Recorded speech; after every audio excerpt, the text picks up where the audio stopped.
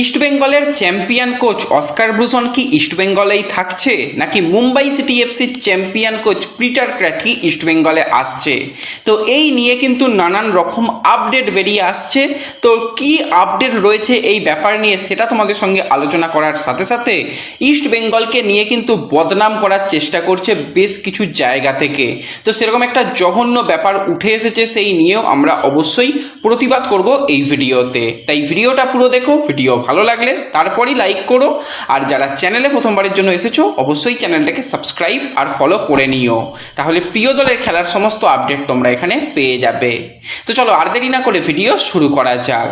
দেখো, বেশ কিছু দৈনিক যেগুলো মানে পেপার রয়েছে সেগুলো খুব ভালো কাজ করে, সবাই খুব ভালো কাজ করে, সেই নিয়ে কোনো রকম অসুবিধা নেই। কিন্তু কিছু কিছু দৈনিক পত্রিকা এরকম রয়েছে যাদের কাজ হচ্ছে ইস্টবেঙ্গলকে যে কোনো মূল্যে বদনাম করা। এর আগে অস্কার ব্রুজন বেশ কিছু নিউজ পেপারের নাম করে বলে দিয়েছিল সেই সমস্ত ব্যাপার মানে ভুল ব্যাপার, সেগুলো ভুলভাবে পরিচালনা করা হচ্ছে সেটা অস্কার বলে দিয়েছিল। এবং আজকেও কিন্তু একটা বড় একটা দৈনিক পত্রিকার তরফ থেকে এরকম একটা আপডেট এসেছে, যেটা কিন্তু সম্পূর্ণ মন গড়া ব্যাপার এবং ইস্টবেঙ্গলকে বদনাম করার চেষ্টা করা হয়েছে তাদের দিক থেকে। তো সেখানে তাদের যেটা বক্তব্য বা তারা যেটা রিপোর্ট পেশ করেছে যে ইস্টবেঙ্গলের প্লেয়াররা চ্যাম্পিয়ন হওয়ার পর, আমি নাম করছি না, তোমরা বুঝতেই পারছো, মানে কিছু পানীয় দ্রব্য আমি পাশে ছবি দিয়ে দেবো তাহলেই বুঝতে পারবে, সেগুলো নাকি তারা ড্রেসিং রুমে বসে পান করেছিল। তো তারা হয়তো ভুলে গিয়েছিল ইস্টবেঙ্গল তাদের শেষ যেটা ম্যাচ খেলেছিল অর্থাৎ ইন্টার কাশির সঙ্গে, সেই ম্যাচটা ছিল ইস্টবেঙ্গলের জন্য অ্যাওয়ে ম্যাচ।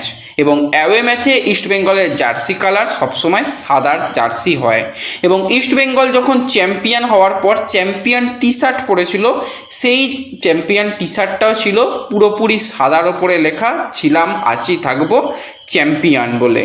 তো এই জায়গাতে তারা যে ছবিটাকে নিয়ে সামনে তুলে ধরেছে বা এটসেট্রা, তারা তাদের মতন যে মন গড়া গল্পটা বলেছে সেটা সম্পূর্ণরূপে যুক্তিপূর্ণ নয়, মানে সম্পূর্ণরূপে ফেক বলতে পারো, fake news.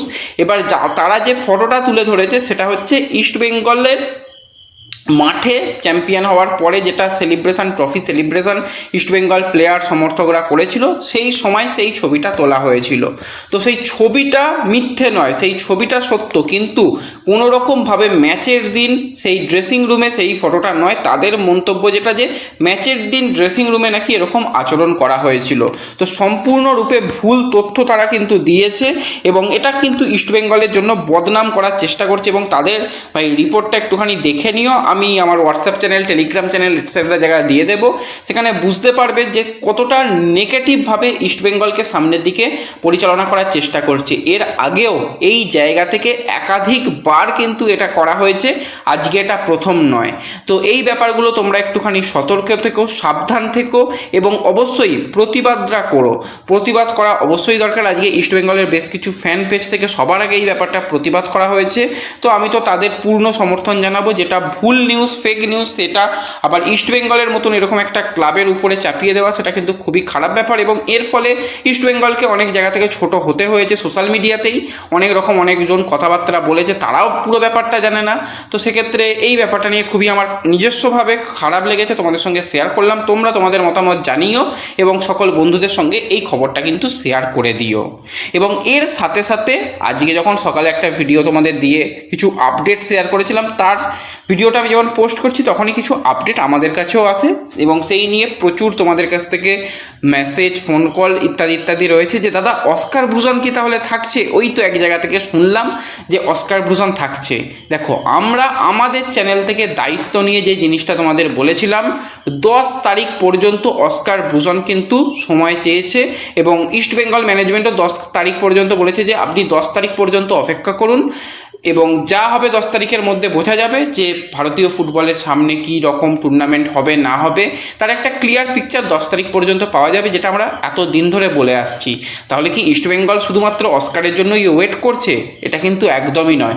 East Bengal management Oscar ছাড়াও আরও বিকল্প বেশ 3-4 জন কোচের সঙ্গে কথাবার্তা বলেছে, তারা কীরকম প্ল্যানিং চাইছে, তারা কীরকম বিদেশিদের চাইছে, তারা টোটাল স্কোয়াড কীরকম চাইছে, তাদের কি প্ল্যানিং, সেটা কিন্তু অবশ্যই জানতে আনতে চাইছে এবং চ্যাম্পিয়ন কোচকে ধরে রাখতে সবাই চায় এবং অস্কার সেও কিন্তু ভারতীয় ফুটবল যদি স্বমহিমায় ফেরে তো ইস্টবেঙ্গলে কোচিং করতে তার কোনো অসুবিধাই নেই এবং সে যেটা জানিয়েছিল যে ইস্টবেঙ্গল ছাড়া আর অন্য কোনো দলের ইন্ডিয়াতে কোচিং করাতে সে চায় না ইস্টবেঙ্গলের প্রতিদ্বন্দ্বী দলে।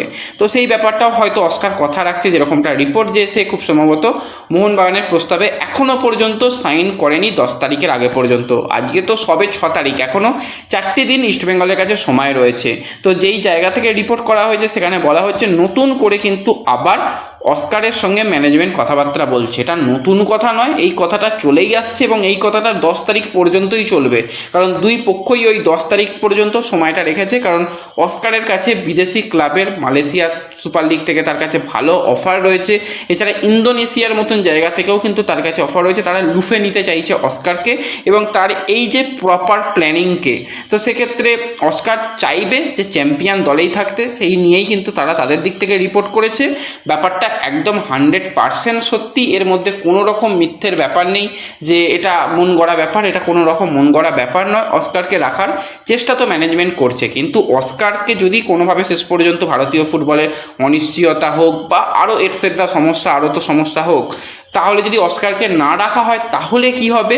দেখো, তাহলেও কিন্তু বিকল্প অনেক অপশান রয়েছে। সেখানে হাবাসের মতন কোচের সঙ্গে কথাবার্তা এক প্রকার চালানো হয়েছে, আরও 2-1জন কোচের সঙ্গে কথাবার্তা চালানো হয়েছে এবং সেই লিস্টে সবথেকে পছন্দের ইস্টবেঙ্গলের কোচ রয়েছে পিটার ক্র্যাটকি। তো এই 44 বছর বয়সী কোচ কিন্তু মুম্বাই সিটি এফসিকে যথেষ্ট ভালো পারফরমেন্স করিয়েছে। শুধুমাত্র এই সিজনের দিকে তাকালেও মুম্বাইয়ের মতন দল যাদের কাছে সেই রকম পূর্ণ শক্তির বিদেশি প্লেয়ার নেই, কোয়ালিটি ইন্ডিয়ান প্লেয়ার নেই, তারপরেও পিটার ক্র্যাটকি তার দলকে 13 ম্যাচে খেলিয়েছে এবং সেখানে 25 পয়েন্ট এনেছে। ইস্টবেঙ্গল মোহনবাগানের থেকে মাত্র 1 পয়েন্ট নিচে তারা শেষ করেছে।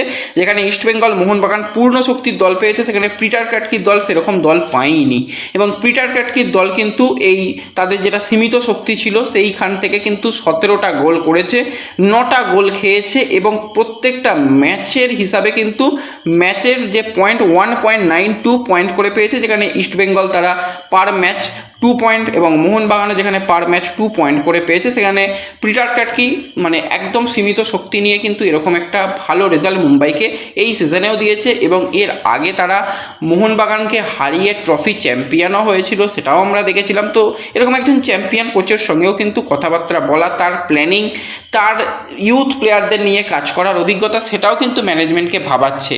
তো সব মিলিয়ে মিশিয়ে যদি কোচের কথা বলো তো আগামী সিজনটাই হতে চলেছে ইস্টবেঙ্গলের জন্য একদম চূড়ান্ত, যেখানে কিন্তু আমরা নতুন কোচ বা কোচের যে নাম সেটা কিন্তু আমরা জানতে পেরে যাব যে অফিসিয়ালি কোচ কে হতে চলেছে। তো এখনও পর্যন্ত এই দুজন কোচকেই তোমরা তুলনামূলকভাবে এগিয়ে রাখতে পারো এবং যদি কিছু ঘটনা পরিবর্তন হয় সেটা তোমাদের তো জানিয়ে দেবো, তাহলে হয়তো অন্য নামও সামনের দিকে রেসে এসে যেতেও পারে, সেই ব্যাপারটাও কিন্তু রয়েছে। কিন্তু এই মুহূর্ত পর্যন্ত তোমরা যদি দেখো তো সেক্ষেত্রে পিটার ক্র্যাটকি এবং অস্কার ব্রুজন এই দুজনের মধ্যে যে কোনো একজনের কোচ হওয়ার সম্ভাবনা সবথেকে বেশি বলেই মনে হচ্ছে। তো ব্যাস এই ভিডিওতে এইগুলোই বলার ছিল, এই আপডেটগুলোই শেয়ার করার ছিল। আশা করছি বুঝতে পেরেছো। ভিডিও ভালো লাগলে লাইক শেয়ার করে দিও, চ্যানেলে প্রথমবারের জন্য এলে সাবস্ক্রাইব আর ফলো করে নিও। দেখা হবে পরবর্তী ভিডিওতে। ধন্যবাদ।